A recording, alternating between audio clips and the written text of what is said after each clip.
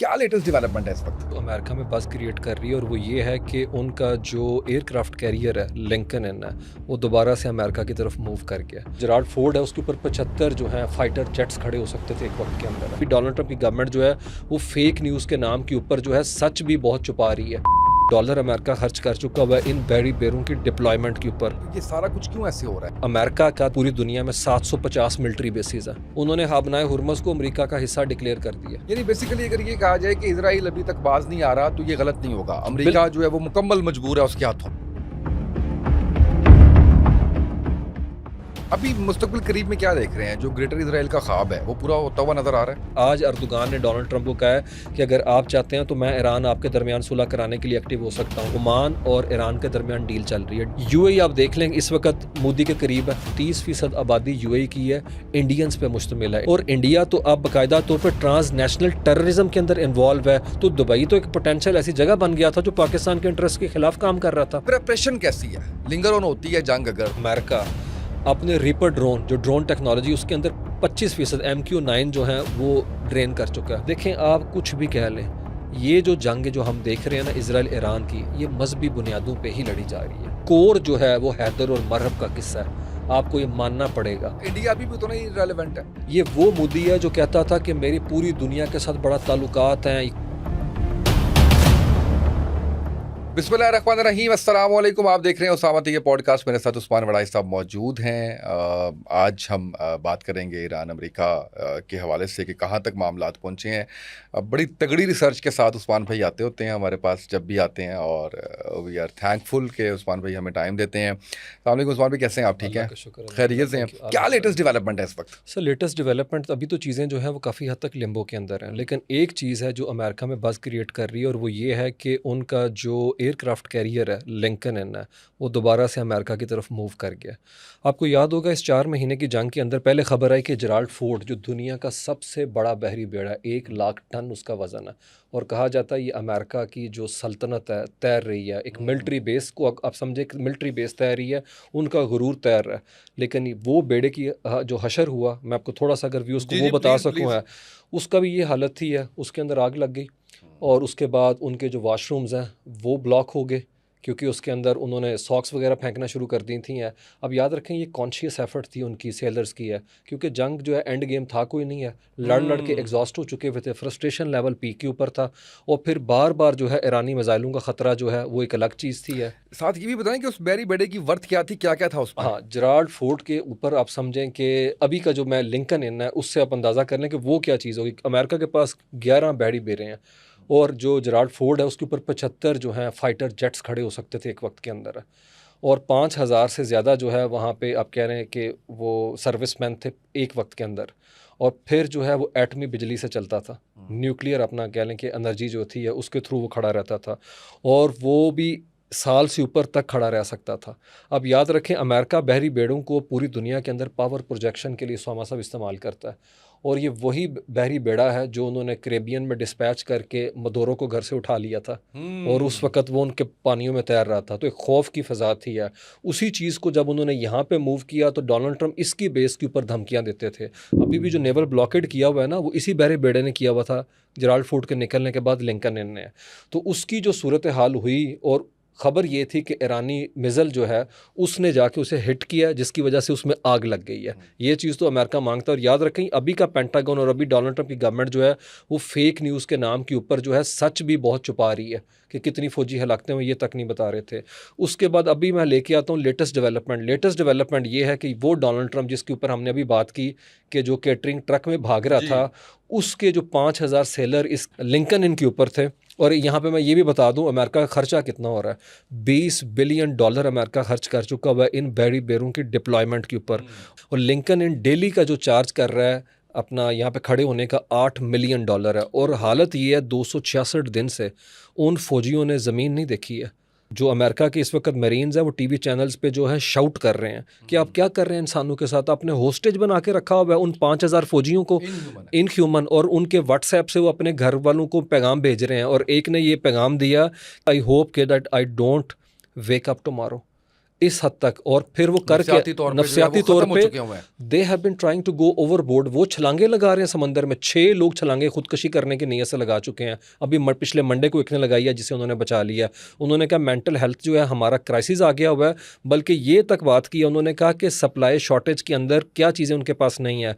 उनके पास टूथपेस्ट नहीं है, ड्यूड्रेंट नहीं, उनके पास सोप नहीं है शावर लेने के लिए, और उनके पास हॉट वाटर्स नहीं है, खाने के लिए मील पूरी नहीं। और फौजियों ने अपने घर वालों को मैसेज भेजा है कि हमारे पास न्यूट्रिशन पूरी नहीं है खाने की। आपको याद है हम सुनाते थे कि इंडियन जो फौजी बॉर्डर के ऊपर है उनका खाना पूरा नहीं होता, वो वीडियो वायरल होती थी। ये अमेरिकन फौजी हैं, और ये वो चीज़ है जो अमेरिका पूरी दुनिया में प्रोजेक्शन करता है कि मेरा बैडी बेरा कर रहा है। तो क्यों ये सारा कुछ क्यों ऐसे हो रहा है? उसको हटाने का मकसद ये है कि एक अमेरिका का पूरी दुनिया में 750 मिलिट्री बेसिस है। हमें भाषण देते हैं कि जाके अमेरिका से एजुकेशन लेके पाकिस्तानियों को बताओ ह्यूमन राइट्स क्या चीज़ होते हैं और डिफेंस एक्सपेंडिचर ना करो है, और खुद बहरी बेड़े अपने डिप्लॉय किए, एक कैरेबियन में रखा हुआ है, एक एशिया पैसिफिक में चाइना को कंटेन करने के लिए रखा हुआ है, और एक इधर मिडल ईस्ट के अंदर रखा हुआ है। अगर यहाँ से इसे हटाते तो जो पहले शोर मचा रहा था ना साउथ कोरिया और जापान है कि हमारी बैटरियाँ उठा के ले गए इंटरसेप्टर सारे, क्योंकि जंग जो है तो तूल पकड़ गई है, और डोनाल्ड ट्रंप तो प्रोटेक्टेड वॉर का हामी नहीं था लंबी जंग का। और ये जो लोग 5,000 इन्होंने कहा, हमें कहा गया था 1.5 महीना भी बहुत ज़्यादा है, और पिछले वो कह रहे हैं 9 महीने से हम यहाँ के ऊपर मौजूद हैं, 38 हफ्ते हमें हो गए हैं, 52 हफ्ते होते हैं एक साल के अंदर अंदर है। और उन्होंने कहा जो 5,000 लोग हैं ना, इनकी परफॉर्मेंस ज़ीरो है। अगर ईरान अटैक कर देना इस बैडी बेरे के ऊपर है तो ये बेड़ा पूरा डूबेगा, किसी काम के नहीं हाँ। रह गया। और उन्होंने कहा लोग इस हद तक एंजाइटी में एक दूसरे हाथापाई उनकी हो रही है, और फिर ब्लैकआउट कम्युनिकेशन का आप इमेजिन करें कि डोनाल्ड ट्रंप जो है उनकी पॉलिसी की वजह से बैडी बेरे के ऊपर जो लोग रब्ता कर रहे हैं घर वालों से, उनका ब्लैकआउट उन्हें करने पर मजबूर किया जाता है, कम्युनिकेशन बंद कर दी गई। जब आपको याद है लड़कियों के स्कूल पर अटैक हुआ था मनाब के अंदर है, उसके बाद जो जेराल्ड फोर्ड के लोग थे ना, लड़के जो वहाँ पे थे, आप कह लें सर्विसमैन, वो एंजाइटी में चले गए कि ये हमने क्या कर दिया, मिसाइल हिट करके वहाँ के ऊपर। तो उनका व्हाट्सएप और उनके फेसबुक को बंद कर दिया गया कि आप किसी से दुनिया से रब्ता नहीं करेंगे। ये वियतनाम नहीं है जहाँ पे घर वालों से रब्ता करने के लिए जो है टेलीग्राम भेजना है। ये तो आज की जदीद दुनिया है, व्हाट्सएप के थ्रू सारा कुछ हो जाता है, और वो कहते हैं हमें घर वालों से बात नहीं करने दी जाती। पिछले हफ्ते सैन डियागो में 200 फैमिली मेम्बर्स ने जो इनके नेवी के सेक्रेटरी हैं उनसे मुलाकात की और शाउट किया उनके ऊपर है कि हमारे बंदे दो, हमारे फौजियों के साथ क्या सलूक कर रहे हो तुम लोग वहाँ के ऊपर है। और डोनाल्ड ट्रंप से कल पूछा गया जहाज़ में वो बैठने से पहले, उन्होंने कहा इट्स ए फेक न्यूज़, जो उनका रवायती तरीका है, और पीट हेगसेथ ने कहा हम हर चीज़ प्रोवाइड करते हैं। आप इमेजिन करें आज का अमेरिका किस जगह के ऊपर खड़ा है कि वो अपने फौजी जो उनके लिए हज़ारों मील दूर जंग लड़ रहे हैं, उनका मोराल मोटिवेशन क्या है। और वो कह रहे हैं कि वो कहते हैं ये वॉर ऑफ चॉइस थी डोनाल्ड ट्रंप की है, जिसका कोई दूर दूर तक एंड गेम नज़र नहीं आती। ईरानियों का देख लें किस तरीके से वो अपना उसी तरीके से खड़े हैं, उसी वेलर से और उसी रेजिलियंस। देखें क्रू मेंबर का रेजिलियंस से ज़्यादा आपने जो लफ्ज़ बोला वो है मोराल, रिजॉल्व और मोराल है उनका। ना रेजिलियंस है, ना मोराल है, ना परसेवेरेंस है, जंग लड़ने के हवाले से एग्जॉस्ट कर गए हुए हैं। और मुझे लगता है ये सारे सिम्टम्स जो है ना एक नाकामी, और एक ऐसे वक्त में जब आप देखते हैं कि Putin president of the United states खुद केटरिंग ट्रक में भाग रहा है। आप सोचें ये खबर मैंने आपने देखी है तो सब उनको नहीं पता चली है वहाँ के ऊपर है। तो ये चीज़ें जो है ना एग्जॉस्ट करती हैं। और उधर के जितने भी अमेरिका के हैं, और चेक करें सेंटकॉम जो पूरे रीजन के अंदर वॉर जोन को देखता है, उसके जो एडमिरल हैं, उसके चीफ जो हैं वो ब्रैडली कूपर, वो तक गए हैं वहाँ के ऊपर है। और उनसे जब पूछा गया अमेरिकन प्रेस ने कि सही बताएं कि वहाँ पे क्या हो रहा है, तो उसके अल्फाज क्या थे, उसे सिंपली कहा ऑल इज़ नॉट परफेक्ट। मतलब आर्मी तक, और आपको याद है इसी तरीके यही हशर है इजराइल की आर्मी का, सबसे ज़्यादा हेल्पलाइन के ऊपर कॉल्स करने वाले जो हैं वो आर्मी के लोग हैं जो सुसाइडल थॉट्स के साथ हैं। उन्होंने कहा भी कब ख़त्म होनी है, कब हमने कत्लो गारत ख़त्म करनी है जो यहाँ के ऊपर हम कर रहे हैं। और ये पैटर्न ख़त्म होता नज़र नहीं आता ना। ट्रंप पीछे से हटने को तैयार है, और ट्रंप ने रात को जो बात की है, उन्होंने हाबनाए हुर्मस को अमेरिका का हिस्सा डिक्लेयर कर दिया उधर बैठ के। जिस तरह वो कहते थे मैं एक्टिंग प्रेसिडेंट हूँ वेनेजुएला का भी है। वो अजीबो गरीब किस्म के मामलात हैं, नफसियाती किस्म के आदमी, मेंटल डिक्लाइन केस है डोनाल्ड ट्रंप को एक वक्त में इतने डॉक्टरों ने चेक किया कि अमेरिका की मॉडर्न रिकॉर्डेड हिस्ट्री में एक वक्त में इतने डॉक्टर्स नहीं आके चेक किए। और ये बंदे का लेवल ये था, लेवल ऑफ एक्यूमन ये, कि जब इसे पहली टर्म के अंदर ब्रीफिंग दी गई ना इलेक्शन फाइनल, जब इसने हिलरी क्लिंटन ने जाना था वहाँ के ऊपर है इलेक्शन में, तो इसे बार बार बताया गया कि भाई ये एटमी जो हमारे कोड्स हैं उससे मुतालिक ब्रीफ कर रही थी CIA पेंटागन है। तो कहता है if we got weapon why can't we use them. हमारे पास न्यूक्लियर डिवाइसेस हैं, तो हम इस्तेमाल क्यों नहीं करते? तो उन्होंने कहा आज तक किसी अमेरिका के प्रेसिडेंशियल जो नॉमिनी होती है उसने ये बात नहीं की, क्योंकि आपको पता है ये तो दिखाने के लिए होते हैं, चलाने वाला तो सीन नहीं है। बिल्कुल तो सही। डोनाल्ड ट्रंप इस हद तक एस्केलेशन करने पे बिलीव करते हैं, और ये चीज़ें अमेरिका का मीडिया बता रहा है कि रोटी खाने को नहीं है वहाँ के ऊपर जो वहाँ पे लोग मौजूद हैं इस वक्त है। उस्मान भाई ये बताएं कि जो बहरी बेड़ा है उसके वहाँ मौजूद रहने की वजह क्या है? अच्छा, बहरी बेड़ा जो है ना, ये एयरक्राफ्ट कैरियर, इसकी सबसे बड़ी वजह जो कि अमेरिका के इस वक्त के आप कह लें टॉप नॉच जो वेटरन है वो कह रहे हैं ये इजराइल के डिफेंस के लिए वहाँ पे खड़ा किया गया, क्योंकि ईरान अगर क्रूज़ मिज़ल फेंकेगा तो ये इंटरसेप्ट करेंगे। इंटरसेप्टर से मुतल्लिक डिटेल आई हैं पिछले 2 वीक पहले कि अमेरिका के पास इंटरसेप्टर्स तेज़ी के साथ ख़त्म होते चले जा रहे हैं, और वो कई क्रेमलिन पे आज ही देखें 600 ड्रोन उन्होंने फेंके हैं रशियंस ने। वो कह रहे हैं कि इंटरसेप्टर्स तक ख़त्म हो गया। इंटरसेप्टर्स में आसानी के साथ बता दूं, इंटरसेप्ट वो जो मिज़ाइल आ रहा होता है उसे रोकने के लिए जो मिज़ाइल इस्तेमाल किया जाता है इंटरसेप्ट करने के लिए, उसको कहते हैं इंटरसेप्टर्स है। और पेट्रियट इंटरसेप्टर्स, अमेरिका जो है पेट्रियट इंटरसेप्टर्स जो है 1 से 3 मिलियन डॉलर का बनता है, और वो उन्होंने कहा 2030 से पहले हम डिलीवर करने के काबिल नहीं है। ये सूरत हाल में इजराइलियों के लिए वहाँ पे 5,000 अमरीकी फ़ौजी जो हैं वो सुबह शाम ज़िंदगी मौत की जो है कशमकश के अंदर बैठे हुए हैं, और अमेरिका का पेशेंस थिन हो चुका है इस हवाले से। उन्होंने कहा कि हम नेवल ब्लॉकेड के लिए इतना बड़ा बहरी बेड़ा डिप्लॉय करके क्यों बैठे हुए हैं, हम वॉरशिप्स ले जाएं और उसके थ्रू भी तो ईरान को रोक सकते हैं। लेकिन उन्होंने कहा इनडायरेक्टली ये इजराइलियों की प्रोटेक्शन के लिए वहाँ के ऊपर रखा गया कि अगर ईरान मिसाइल फेंकेगा तो ये उसी वक्त उसे इंटरसेप्ट कर लेंगे, इजराइल की तरफ जाने वाला मामला नहीं रहेगा। आपको याद होगा जॉर्डन के अंदर इन्होंने हिट किया, अब जॉर्डन जो है बिल्कुल इजराइल के पास है, अगर वहाँ पे हिट हो गया तो सीधा जाके उधर तेल अवीव की तरफ भी जा सकते हैं। इसलिए, और जेरेड कुशनर ट्रंप का दामाद इस वक्त मिडल ईस्ट के अंदर मौजूद है। पहले वो मिस्र में हमास की लीडरशिप को मिल के आया, क्योंकि हमास की लीडरशिप तो तैयार है, उसने कहा हम सरेंडर करने को तैयार हैं, वेपन भी देने को तैयार है, वेपन लेकिन आपको और इजराइलियों को नहीं देंगे, वेपन उस फ़लस्तीनी अथॉरिटी को देंगे जो इस पूरे प्रोसेस के अंदर इन्वॉल्व हो गई है। और लेकिन जो छोटे जो हथियार हैं आप कह लें AK-47 तो दे देंगे, लेकिन लाइट जो अपना कहते हैं पिस्टल्स वगैरह ये उन्होंने कहा ये नहीं देंगे, पुलिस का सारा सिस्टम तो वो चला रहे हैं। और फिर यही जेरेड कुशनर जो है नेतन्याहू से 3 घंटे मिलता है और उसके बाद बाहर आके कहता है जब तक हमास डिसआर्म नहीं होगी गजा का जो रीबिल्डिंग का पूरा प्लान है वो हम एग्जीक्यूट नहीं करेंगे। बेसिकली अगर ये कहा जाए कि इजराइल अभी तक बाज नहीं आ रहा तो ये गलत नहीं होगा, अमेरिका जो है वो मुकम्मल मजबूर है उसके हाथों में। बिल्कुल ऐसे ही अमेरिका मुकम्मल तौर पर मजबूर है। ज़ायनिस्ट लॉबी जो है वो आज से नहीं है, वो तो डेकेड्स लॉन्ग उनके रिलेशनशिप हैं। बल्कि आपको मैं कई दफ़ा मैं कोट भी करता हूँ, आपको दोबारा बता देता हूँ कि दुनिया में 2 ऑक्यूपाइड टेरिटरीज़ हैं, ये अमेरिकन कहते हैं, एक है पैलेस्टाइन और एक है अमेरिकन कांग्रेस। ऑक्यूपाइड टेरिटरीज़ हैं क्योंकि हर बंदे ने इलेक्शन के अंदर पैसा उनसे लेना है। APEC आपको पता है अमेरिका इसराइली जो अपना पब्लिक अकाउंट्स कमेटी है बिलियंस ऑफ डॉलर पोर करती है, उन्होंने उस बंदे को भी हरा दिया है जो रिपब्लिकन की तरफ से खड़ा हुआ था एप्स्टीन फाइल्स के हवाले से। एप्स्टीन फाइल्स तो देखिए बिल्कुल ही मैं कहता हूँ कि वो दब गया ना सारा इस सारे मामले के अंदर। ये चीज़ गूगल ने बताई। गूगल कहता है कि जब ईरान जंग शुरू हुई फिर जो गूगल के ऊपर सर्चिंग थी ना एप्स्टीन फाइल की 70% कम हो गई, क्योंकि जंग का रुख डाइवर्ट कर दिया। टाइमिंग तो इंपॉर्टेंट होती है, Donald Trump is good at it है। इसने पिछली टर्म में भी यही किया था, कासिम सुलेमानी को इसलिए मार दिया था क्योंकि वो कहता था मैक्सिको के करीब दीवार खड़ी करें, $500 बिलियन दो। जब प्रेशर माउंट हुआ तो उस तरफ जाके हिट कर दिया। तो ये डाइवर्जन एक तरह से एप्स्टीन फाइल से मुतल्लिक है। और जो उसके अंदर बंदा इन्वॉल्व था रो खन्ना डेमोक्रेट का था और दूसरा थॉमस मैसी उनकी साइड का था, डोनाल्ड ट्रंप की पार्टी का। इन दोनों ने मिल के दोनों हाउस से क्लियर कराया ये बिल जिस पर ट्रंप ने साइन किए कि फाइलें रिलीज़ की जाएँ। उस बंदे को हराने के लिए $33 करोड़ उन्होंने खर्च किया APEC लॉबी ने, और उसे प्राइमरी में हरा के बाहर कर दिया। इतनी वो ताकतवर स्ट्रांग है। और जेरेड कुशनर, आपको पता है जेरेड कुशनर का बाप जो है नेतन्याहू का दोस्त है। नेतन्याहू छुट्टियां न्यूयॉर्क में इनके घर पे गुजारा करता था और कहता है मैं जेरेड कुशनर को तब से जानता हूं जब अपनी साइकिल पे फिरा करता था। अभी मुस्तकबिल करीब में क्या देख रहे हैं, जो ग्रेटर इजराइल का ख्वाब है वो पूरा होता हुआ नजर आ रहा है? नहीं, वो तो दूर दूर तक पूरा होता नज़र नहीं आ रहा, क्योंकि ये जो इक्वेशन बनी है मक्का समिट जो आपने देखा है, इसकी लोकेशन, इसकी टाइमिंग, ये सारी चीज़ें बताती हैं वेरिएबल कि चीज़ें नेतन्याहू के हाथ में उतनी नहीं है जितनी वो समझ रहे थे कि मेरे हाथ में आ जाएगी। और उनका साथ देने वाले जो UAE है उसका हशर सामने। आप देखें ट्रंप ने परसों तारीफ़ की है दुनिया से, ये दुनिया दे चाह रही थी ना कि डोनाल्ड अमेरिका क्या सोच रहा है इस डील के हवाले से कि भाई ये तो सऊदी अरब डाइवर्सिफाई कर रहा है अपनी सिक्योरिटी की ऑप्शन, लेकिन ही अपना you could easily find him quite okay with it. उन्होंने तो कहा मैं बड़ा अप्रिशिएट करता हूँ इस चीज़ को। क्यों कर रहे हैं? क्योंकि अपनी आर्मी लड़ने के लिए वो रिजॉल्व नहीं रखती, इसलिए खित्ते की ताकतों को वो चाहते हैं या अपने मामलात को खुद मैनेज करें।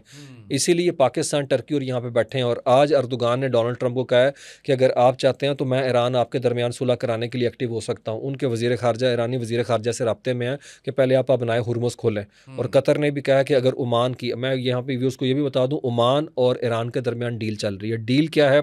एग्ज़िट और एंट्री के रूट तक डिसाइड हो गए हैं, लेकिन ईरान का कहना है शुमाली रूट जो है वो हम नहीं लेने देंगे इनको, अमेरिकन को। अमेरिका क्या कर रहा था? वो ओमान की साइड से जहाज़ गुजार रहा था, तो उन्होंने कहा ये नहीं, इसीलिए तो उन्होंने हिट किया। आज भी खबर है कि वहाँ पे एक टैंकर को अटैक किया गया।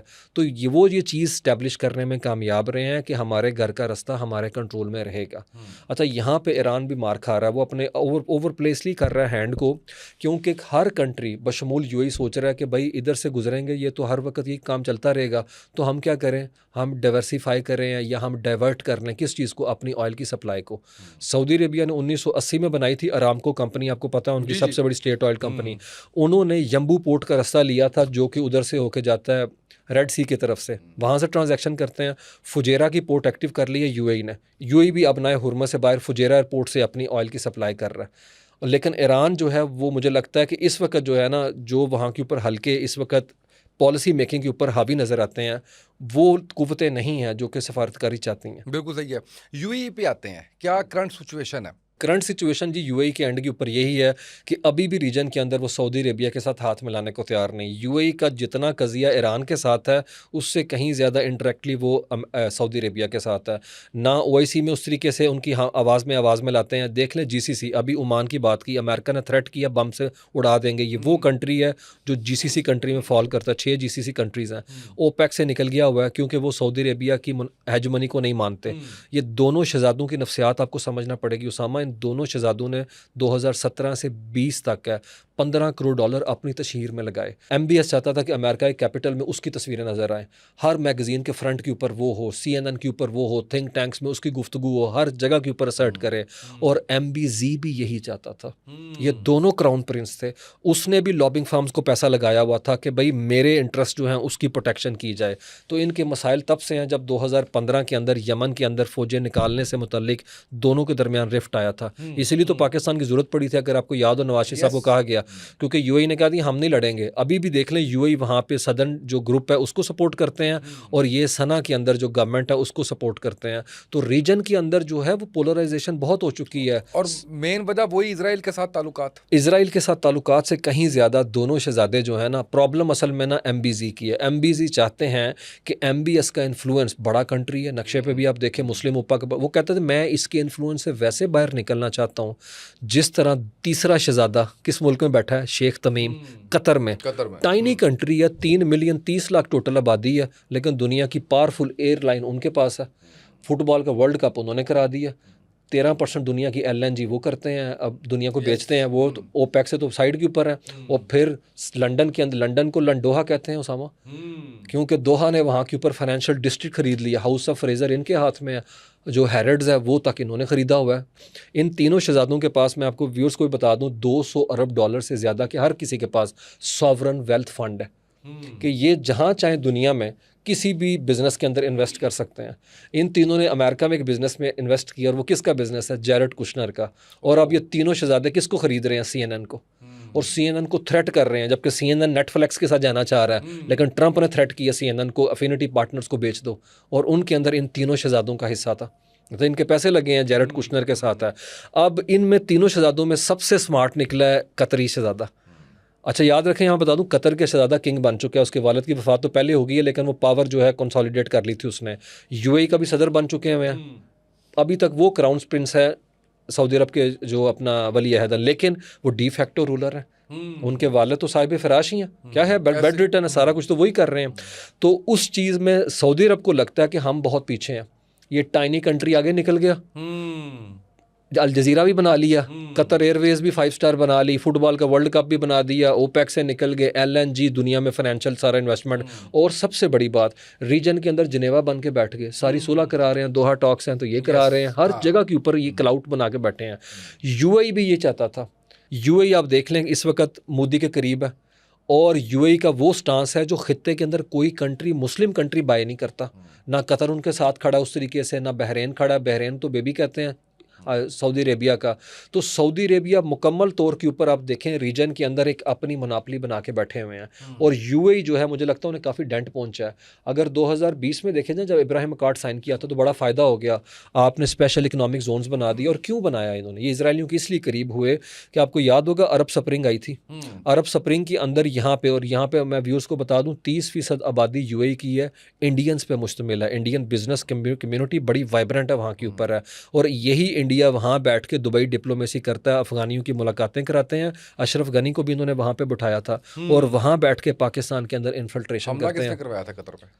कतर पे अटैक कराने के अंदर भी, कतर अटैक को तो अब वो जो इसराइल ने किया अटैक है इसको ज़रा साइड पे रखें। वहाँ के ऊपर इनके 8 नेवी के लोगों को फांसियों की सज़ा हुई। ये इसराइलियों के लिए बैठ के वहाँ पे कंपनी में स्पाई करते थे, अगर आपको याद हो 2023 में। अभी व्यूअर जाइए गूगल कर लें कि इनकी मिन्नत समाजत के बाद उनको सदारती पार्डन दे के वहाँ से छोड़ दिया गया था। तो इंडियंस को लेके कतर का कोई एक्सपीरियंस अच्छा नहीं है कि किस तरह से कतर के अंदर ये बैठ के इसराइल के लिए बी टीम का रोल प्ले करते थे। ईरान का मामला इनके साथ, ईरान का भी यही है। और अभी भी जो अटैक आप कह रहे हैं उसके अंदर तो इसराइल के ज़्यादा करीब है एज़ कम्पेयर टू किसी भी अरब वर्ल्ड कंट्री के साथ। मोदी नहीं है तो यूएई जो है उसके साथ उसका ब्रोमांस बहुत ज़्यादा नरेंद्र मोदी का। देख लें वो हिंदुओं का सबसे बड़ा टेम्पल भी वहाँ के ऊपर बना इस खत्ते के अंदर है। फिर 2017 के अंदर जो है इन्होंने रिपब्लिक डे पे उसे चीफ के तौर पे बनाया, और ये वही एमबीजी हैं जब 2019 में आपको याद है आर्टिकल 370-35A को एब्रोगेट किया गया था कश्मीर के अंदर। अगस्त 5 को इमरान खान साहब बड़े सख्त नाला थे इस बात पे। बातों बातों में हम ये भी बता दें कि आज बड़ा दिन है, खुशाइन दिन है कि इमरान खान से मुतल्लिक जो है सुप्रीम कोर्ट का फैसला आ गया कि उन्हें हस्पताल जो है उसकी तरफ रेफ़र किया जाए। तो ये भी हम दुआ करते हैं कि अगर हम एक्सटर्नल बॉर्डर्स के ऊपर जो मामला हैं उनको डिस्कस कर रहे हैं तो जो इंटरनली हमारे यहाँ फ्रिक्शन है, बिल्कुल वो पॉलिटिकल टर्मोइल ख़त्म होना चाहिए। और मैं उम्मीद करता हूँ, और ऑफ कोर्स है पाकिस्तानी जो अपना जिस वक्त इस तरह से मुश्किल सूरत हाल से दुचार है कि हम पॉलिटिकल जो है ना यहाँ के ऊपर देखना चाहते हैं कि स्टेबिलिटी आए ताकि मामलात आगे की तरफ जो है चलें, क्योंकि ये सारे जो हैं पॉलिटिकल एक्टर्स हैं। बिल्कुल सही है। तो ये बाइनरी कंस्ट्रक्शन नहीं होनी चाहिए, असेंट देम की है। बिल्कुल सही है। यूएई की जो अभी आप कह लीजिए कि स्टेबिलिटी है वो इस वक्त कहाँ पे खड़ा हुआ है? क्योंकि जिस तरीके से वहाँ पे लोग एक उसको सेफ हेवन कंसिडर कर रहे थे, वहाँ पे इन्वेस्टमेंट, वहाँ पे बड़ी प्रॉपर्टी एंड ऑल दैट, और पाकिस्तानियों को तो वीज़ा तक नहीं दे रहे थे। सूरत हाल जो है वो ये अब कहाँ खड़े हुए हैं? पाकिस्तानियों को वीज़ा तक नहीं दे रहे थे। पाकिस्तान को डीफेम करने के लिए Yes. उन्होंने हम लोगों को कहा ये भिखारी हैं, ये गदागर हैं। ये चीज़ 2020 में भी उसामा की। कोविड में पीक थी जब अमेरिका, कोविड की पीक थी जब इमरान खान पूरी दुनिया से कह रहे थे कि साउथ एशियन कंट्रीज़ को आप प्लीज़ जो है डेट रिलीफ देते हैं, अभी नहीं हम पैसे आपके दे सकते। उस टाइम के ऊपर सऊदी अरेबिया के साथ ताल्लुकात बेहतर नहीं थे, क्योंकि ओआईसी के अंदर इंडिया का क्लाउड बढ़ गया था। और इसी यूएई के जो शहजादे साहब हैं इन्होंने सुषमा स्वराज को वहाँ बुलाया था कि भाई इंडियन मुस्लिम कम्युनिटी की भी तो नुमाइंदगी होनी चाहिए। तो शाह महमूद कुरैशी फिर इजलास में नहीं गए थे। उसके बाद उन्होंने भी इंडियन आर्मी चीफ को वहाँ पे बुलाया, पाकिस्तान को कैस्टिगेट किया। हमारे लोगों को इन्होंने बहुत निकाला वहाँ से, यकीन करें हैं। और अभी भी वीज़ा नहीं दे रहे थे। ये जंग से पहले की सूरत हाल मैं बता रहा हूँ, कोई आइडियल सिचुएशन नहीं थी एमबीजी को लेके। और नो डाउट रहीम यार खान आते हैं, बैठते हैं, शिकार करते हैं। अभी शिकार करो तो लोर का, हमारे मफाद का शिकार तो ना करो। वहाँ बैठ के अगर इंडियन अफगानियों के साथ बैठते हैं तो उनको रोको। देखें आप अभी चेक कर लें पिछले साल 2024 के अंदर, ये मई जून के अंदर मुल्ला मुत्तकी को लेके बैठे हुए थे विक्रम मिस्री, इनका सेक्रेटरी हारजा।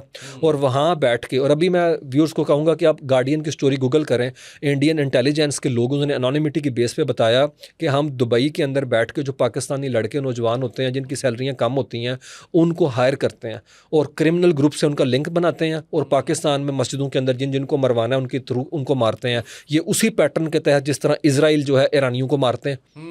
देखें ये असैसिनेशन की कैंपेन पूरी की पूरी चलाते हैं। और इंडिया तो अब बाकायदा तौर पर ट्रांस नेशनल टेररिज्म के अंदर इन्वॉल्व है। कनाडा के अंदर देख लें नजार के साथ जो उन्होंने किया, उसके बाद पन्नू को मारने के लिए अमेरिका में इन्होंने प्लॉटिंग की। और इनकी रॉ के साथ साथ इनकी सफारत खाना जो है, इनकी एम्बेसीज और कौंसलेट्स वहाँ के ऊपर एक्टिव हैं, और पैटर्न सेम है। और गार्डियन की स्टोरी कहती है कि नरेंद्र मोदी साहब, इनकी गवर्नमेंट कहती थी कि जमाल खशोगी को मरवा सकते हैं सऊदीज़ है। अगर उनको मरवा सकती है गवर्नमेंट तो हम क्यों नहीं मरवा सकते? अगर केजीबी मरवा सकती है रशियन के एजेंट्स को वहाँ के ऊपर, तो हम भी इनको इस तरह से मारें। इस तरीके से वहाँ के ऊपर पाकिस्तानियों को हाइड गन के तौर पे लेते हैं, क्रिमिनल नेटवर्क्स के साथ लिंक बनाते हैं, उनकी जेब में पैसा डालते हैं, मरवाते हैं। तो दुबई तो एक पोटेंशियल ऐसी जगह बन गया था जो पाकिस्तान के इंटरेस्ट के खिलाफ काम कर रहा था। तो ये MBZ जो हैं किसी सूरत में पाकिस्तान, हालांकि हमने देख लें उन्हें उनके वालिद के साथ पाकिस्तान के बड़े अच्छे ताल्लुकात रहे। ये शेख ज़ायद हॉस्पिटल हो गया, पंजाब यूनिवर्सिटी के अंदर उन्होंने कंस्ट्रक्शन कराई, वो जो इस्लामिक सेंटर है, उसके अलावा और पाकिस्तान के अंदर बड़े उन्होंने फलाई काम किया और हम बड़ा अप्रिशिएट करते हैं। लेकिन ये जो सामान नई पौध आई ना शहजादों की, ये इंडिया की तरफ बड़ा झुकाव रखती थी।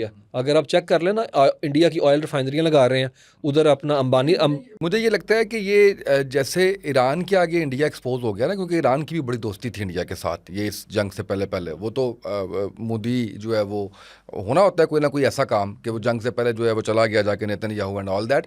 इसी तरीके से मुझे लगता है कि आंखें खुलेंगी इन सारों की आहिस्ता आहिस्ता। जी बिल्कुल खुल गई हैं। देखिए पाकिस्तान ने बता दिया मिडल ईस्ट को कि भाई हम ही फैक्टर ऑफ स्टेबिलिटी हैं, हमारे ऊपर रिलाय करें। बल्कि हालत मैं आपको बताऊं ये थी कि 2020 में मोदी MBS को कह रहा था कि हमारी आर्मी में मुसलमान मौजूद हैं, मक्का मदीना की जो सिक्योरिटी ये कर लेंगे, जिस पे हमने प्रोटेस्ट किया कि अगर आपने ऐसा कहीं कुछ ऐसा कदम उठाया तो फिर हमारे दरमियान वो जो एक दहाइयों पे मुहित मामला था वो उस तरीके से नहीं रहेंगे। अभी भी देख लें, जैसे ही उन पे बात बनी है सिर्फ है, हमने फाइटर जेट्स के साथ साथ अपनी फौजी डिस्पैच कर दी है, मिनट नहीं लगाया हमने सितंबर में उनसे डील करने, और डील के अंदर भी उन्हें वो चीज़ दी है जो हमने किसी को नहीं दी है। देखिए एम्बिग्विटी तो है ना कि न्यूक्लियर कवर हमने दिया, फिर उसके बाद अभी की जो सूरत हाल है, जिस तरीके से अपना हम मेरे ख्याल में पाकिस्तान सऊदी अरब के साथ खड़ा है, इस तरीके से तो वाइस वर्सा भी नहीं है। हम पे अफगानिस्तान ने भी अटैक किया तो वो जो क्लॉज है इन्वोक तो नहीं हुई। मेरे ख्याल में पाकिस्तान नो डाउट इस चीज़ को अच्छी तरह समझता है, और अब MBS को भी पता है कि कर्जे रोल ओवर करने से ज़्यादा पाकिस्तान को कुछ देना पड़ेगा। और ये ताल्लुकात देख लें शाह अब्दुल्ला के ज़माने में कि वो अल पाकिस्तान कहते हुए यहाँ के ऊपर OIC कॉन्फ्रेंस में आए, यहाँ पे मर्सिडीज़ में, और वो बहुत खुश थे कि पाकिस्तान ने न्यूक्लियर जो है वो धमाके किए। ये वो मतलब मुस्लिम उम्मा के कॉन्टेक्स्ट के अंदर जो कंसोलिडेशन है, तो MBS इस चीज़ को अच्छी तरह समझते हैं कि मुस्लिम कंट्री के ऊपर ही रिलाई किया जा सकता है। और पाकिस्तान टर्की पावरफुल आर्मी हमने पहले बात कर दी, और अभी खबरें ये आ रही हैं कि मिस्र भी शामिल होना चाहता है इस चीज़ के अंदर है। ठीक है, और वो हमने वजूहात जो है पिछली दफ़ा डिस्कस कर ली थी कि हर कंट्री की अपनी भी रीजंस हैं, उनके बॉर्डर सिक्योरिटी से लेके उनकी एनर्जी सिक्योरिटी भी इसके अंदर इन्वॉल्व है। और सऊदी अरेबिया आप चेक करें, सऊदी अरेबिया के अंदर मुझे लगता है पॉलिटिकली जो है ना वो एक्यूमन कहीं बढ़ गया है। उन्होंने 2023 में ईरान के साथ भी रिप्रोचमा साइन किया है, और टर्की, याद रखें इन दोनों कंट्रीज़ का क्लैश है OIC के अंदर है, क्योंकि OIC के अंदर इन दोनों का फैमिली फ्यूड की तरह लड़ाई है, ईरान की और सऊदी अरेबिया की, वही जो सिविलाइजेशनल फ्रेमवर्क के अंदर है। और जो मलेशिया था महातीर जब थे वो, और ये जो टर्की के प्रेसिडेंट हैं वो कहते थे हम कल्चरल एजेंडा के थ्रू आगे लेके जा सकते हैं, हम लिबरल हैं, हम मॉडर्नाइज्ड हैं, हम वेस्टर्नाइज नहीं हैं, तो हम मुस्लिम उम्मा को लीड कर सकते हैं। लेकिन अब हम देखते हैं कि सऊदी अरेबिया ईरान के साथ भी हाथ में ला चुका हुआ है, और यहाँ से तुर्की के साथ भी मामला, बल्कि तुर्की को तो पिछली दफ़ा मैंने बताया उन्होंने ड्रोन टेक्नोलॉजी की 2023 की सबसे बड़ी डील दी है उनकी डिफेंस अपना कंपनीज़ को है। तो मुझे यहाँ के ऊपर जो है एक ही आप कह लें कि जो ऑड वन आउट नज़र आता है, और वो यही है UAE है कि जो जिसकी पॉलिसीज़ इब्राहिम अकार्ड के तहत वो चीज़ नहीं प्रोड्यूस कर सकी जो उन्होंने एनविजन किया था या एनविजिज किया था। और डाउन द लाइन भी मैं उसकी सफारती तन्हाई देखता हूँ, वो उतना ही तनाव है खित्ते के अंदर जिस तरह से इसराइल यहाँ के ऊपर है। मुझे बताएं कोई कंट्री उनसे बात करके राज़ी उस तरीके से नहीं है। और अभी भी अगर ईरान वहाँ पर अटैक नहीं कर रहा ना, तो उससे मुतल्लिक वो जो रिपोर्ट्स आई थी ना कि इन्होंने बैग भर भर के दिए हैं और गारंटी दी है कि हम आपको पैसे देते हैं, आप मिसाइलों का रुख यहाँ पर ना करें, क्योंकि प्रॉपर्टी आपको पता है वहाँ पे नीचे गिर गई है, पैसा निकल के स्विस बैंकों के अंदर चला गया। ट्रांजिट रूट के तौर पे इनकी एयरलाइंस की अगर मैं बात बताऊं आपको, तो आज ही खबर है मिडल ईस्ट आई की है कि ईरान जंग की वजह से मिडल ईस्ट की जो एयरलाइंस है इन्हें $4.3 बिलियन का लॉस हुआ है। और इनके जो GDP है ना अगले 3-3 साल के लिए जो है कट डाउन हो चुके हैं, नीचे गिर चुके हैं। कतर समेत है, सिर्फ सऊदी अरब किसी हद तक बचा है, डेंट उसे पड़ा है, लेकिन वो चूंकि रूट उसके पास है तो उस रूट की तरफ से वो कर रहा है। और अभी भी खबरें हैं कि हौथीज़ ने अटैक किया है, उन्होंने दावा किया कि हमने सऊदी ऑयल डिपो पे अटैक किया। ये वो चीज़ है, मुझे मेरे लिए सबसे ज़्यादा अलार्मिंग चीज़ ये है, क्योंकि ईरान जो है वो अगर असर्ट नहीं करेगा अपना प्रेशर हौथीज़ पे, और जंग अगर उस साइड पे जाती है तो फिर हमें तो इन्वॉल्व होना पड़ेगा, फिर तुर्की को भी इन्वॉल्व होना पड़ेगा। और ये चीज़ मुझे लगता है कि ईरान की फेवर में नहीं जाती। अगर वो ये सोच रहे हैं कि वो सारे फ्रंट मैनेज कर लेंगे, यही जंग के जो है ना आप कह लें कि वो डायनामिक्स होते हैं जिन्हें जंग के अंदर आप गेज नहीं कर सकते, और किसी एक मोमेंट में चीज़ें हाथ से निकल जाती हैं। ईरान भी तो, जो ईरान का मिजाज अभी तक लग रहा है वो डू और डाई वाला लग रहा है, वो मतलब वो किसी किस्म का क्वेश्चन देने को तैयार नहीं। लेकिन मेरे ख्याल में वो डाई की तरफ ज़्यादा जा रहे हैं वो। हालांकि देख लें अमेरिका में जो कुछ अभी खबरें आ रही हैं वो भाग रहा है उनका बहरी बेड़ा भाग रहा है, ये सारी चीज़ें, इजराइल लड़ने को तैयार नहीं, इलेक्शन हो रहे हैं, अमेरिका में प्रेशर माउंट हो रहा है, ये सारी चीज़ें तो पहले ही इनकी फेवर में है। आबनाए हुर्मज़ है, लेकिन ये करना कि आप अटैक करें और आप होथीज़ को रोके उस तरह ना, ये बड़ी ख़तरनाक चीज़ें हैं। लेकिन आई गेस कि ये कंट्रोल हो जाएगा इसके अंदर, क्योंकि जैसे वो बात हम पहले भी कर रहे थे कि इसके अंदर अगर पाकिस्तान जो है उसको इन एक्शन आना पड़ता है तो फिर जो है ना वो मामला ख़राब हो जाएगा। हाँ, लेकिन पाकिस्तान भी कोशिश कर रहा है। देखें टर्की, मैंने अभी कहा, यस। टर्की भी कह रहा है, ये दोनों कंट्री सिक्योरिटी के इसको मुआहदे के इन दोनों बावजूद मुल्कों को ईरान इग्नोर नहीं कर सकता। नहीं कर सकता, और ईरान की दोनों के साथ टाइज हैं, यस। दोनों के साथ बॉर्डर्स हैं, हम साथ खड़े रहे अब हैं। साथ खड़े रहे हैं, दोनों कंट्री साथ खड़े रहे हैं, और दोनों का मुश्तरका दुश्मन जो है वही है। इंडिया के साथ भी ताल्लुकात कोई अच्छे नहीं है। टर्की पाकिस्तान एक साइड पे थे 10 मई की जंग के अंदर है, ऐसे ही है, और बिल्कुल ऐसे। इरानियन भी हमारे साथ खड़े हुए हैं यहाँ के ऊपर है। तो मुझे लगता है कि टर्की का एलिमेंट जो है ना वो भी इस खित्ते के अंदर स्टेबिलिटी लेके आएगा। और याद रखें, तुर्की अगला ईरान है, ये कहता है नफ्ताली बेनेट, जो कि इजराइल के अंदर इलेक्शन लड़ने जा रहा है 27 अक्टूबर से है। और आपको इंटरेस्टिंग बात बताऊं उसामा, कि इस वक्त हमें ये भी बात करनी चाहिए।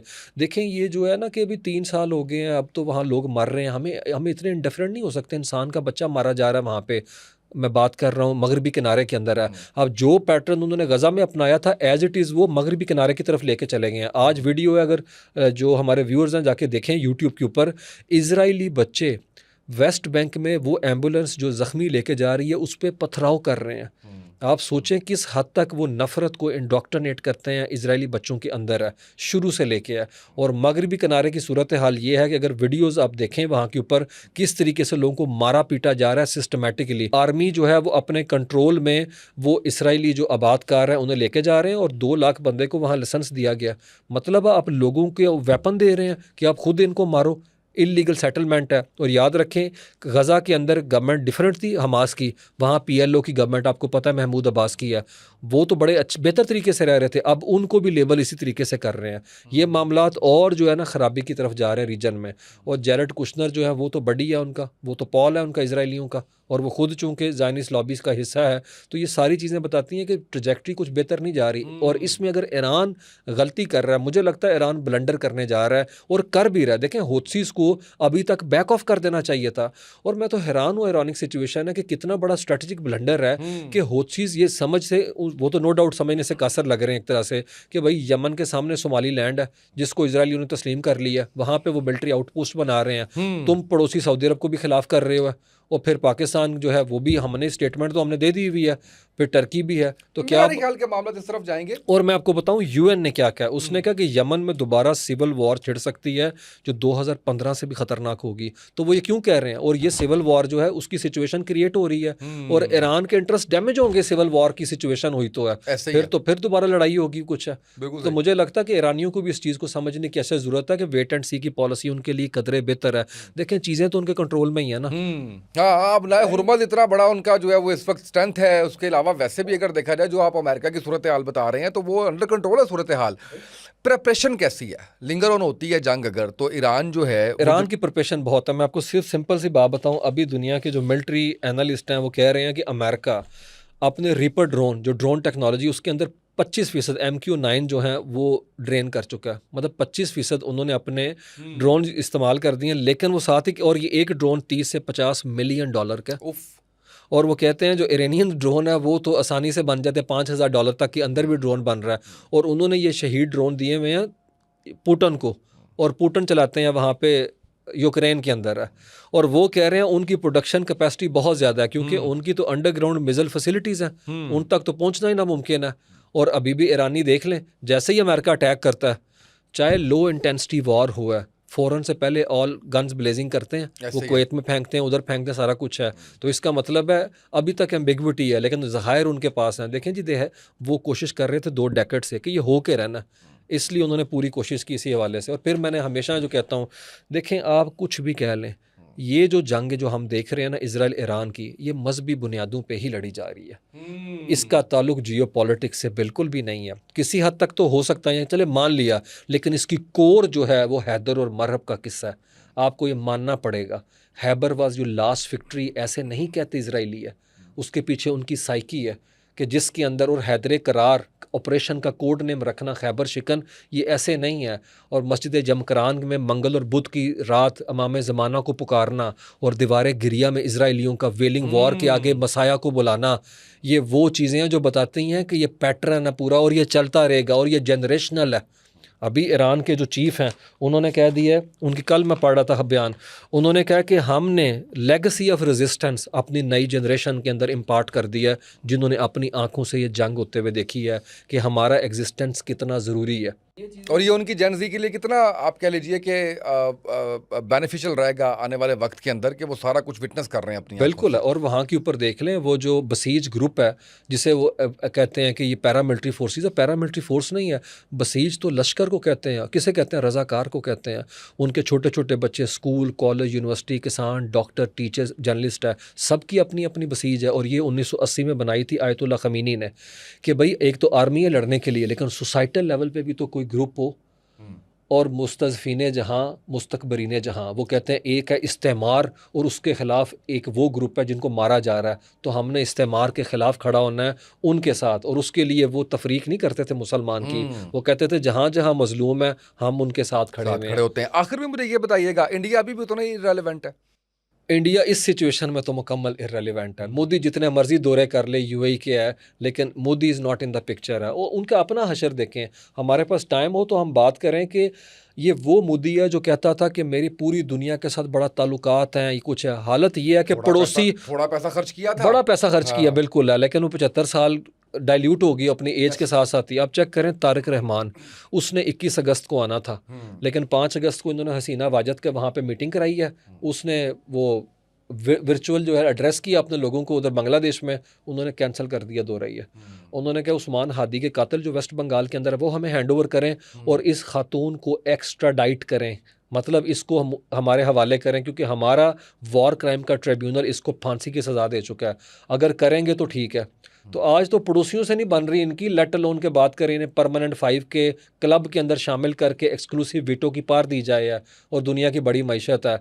ये होता है आप अपने वज़न तले खुद दब जाते हैं। मोदी आज इंडिया को उस जगह के ऊपर लेके खड़ा हुआ है जिसके अंदर जो है ख़ित्ते के तमाम कंट्री, और सिर्फ ये नहीं, नेपाल चेक कर लें, उनके साथ ताल्लुकात जो हैं इनके उस तरह से नहीं रह गए। लद्दाख के अंदर जो आप चेक कर लें इस वक्त अब राइजिंग है वो हमने देखी है। फिर वो जो आपकी नॉर्थ ईस्ट की स्टेट्स हैं उनका कज़िया सामने है।